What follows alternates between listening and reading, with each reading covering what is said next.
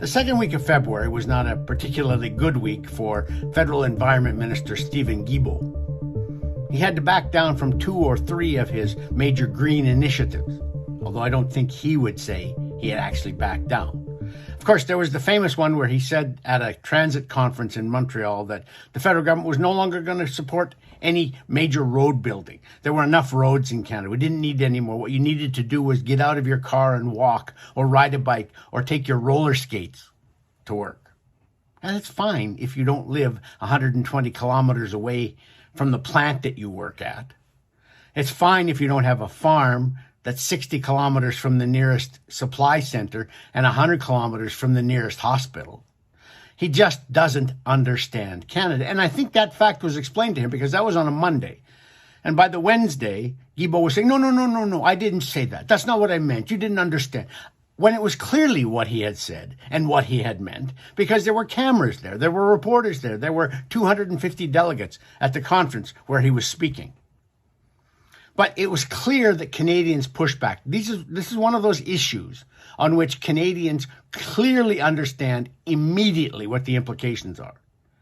They clearly understand the secret agenda of the government, which is to get us out of cars, period. To close down the oil industry, period. To deindustrialize our country, period.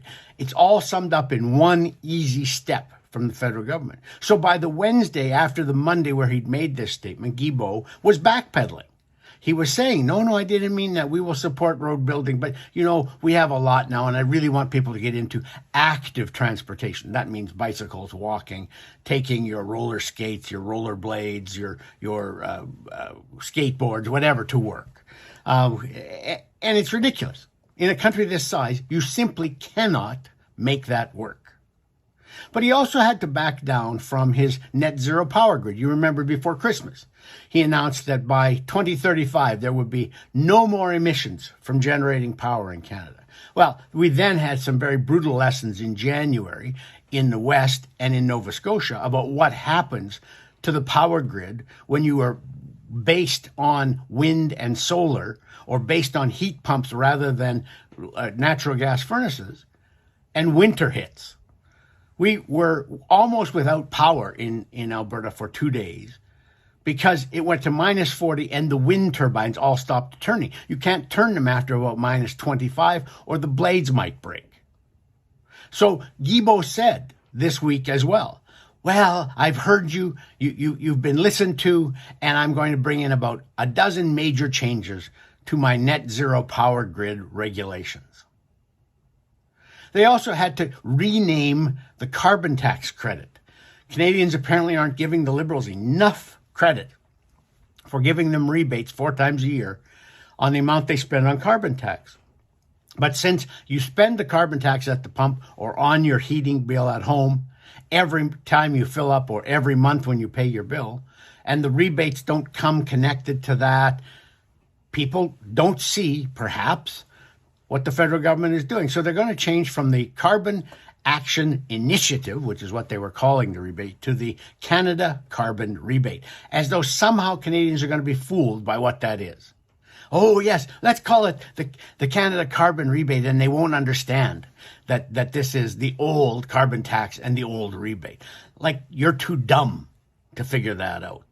That's what gets me about this government, is always, it's your fault that their green initiatives aren't working. It's your fault that you're not buying enough electric vehicles. It's your fault that the things don't go very far on a charge. It's your fault that you're not getting out of your car and into a bus, even though you live in a neighborhood or a suburb where you can't get on a bus and go to work. They blame you for their failures. And Guilbeault has had a lot of them this year.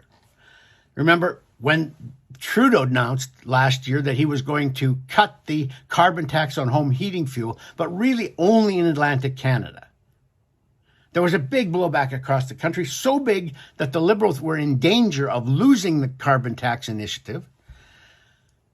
And so they decided, they had to cancel a bill that they had allowed to go through the House of Commons that would have given a carbon tax cut to farmers.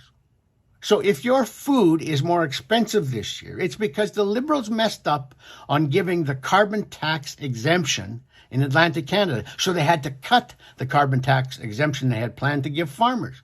It's going to cost about $1 billion a year on farmers' heating bills.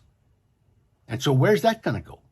It's going to go on your cereal. It's going to go on your meat. It's going to go on your produce.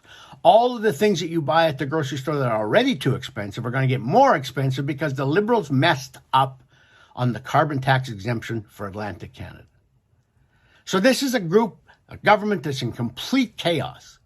And the face of that is Steven Guilbeault, the federal Environment Minister. So is it any wonder that the Conservative Party's internal polls show that Guilbeault is a benefit for them? He is so unpopular, so disliked by Canadians outside of Montreal and Toronto, the little progressive bubbles, that he's pulling the Liberal Party down with him. For Post Media, I'm Lorne Gunter.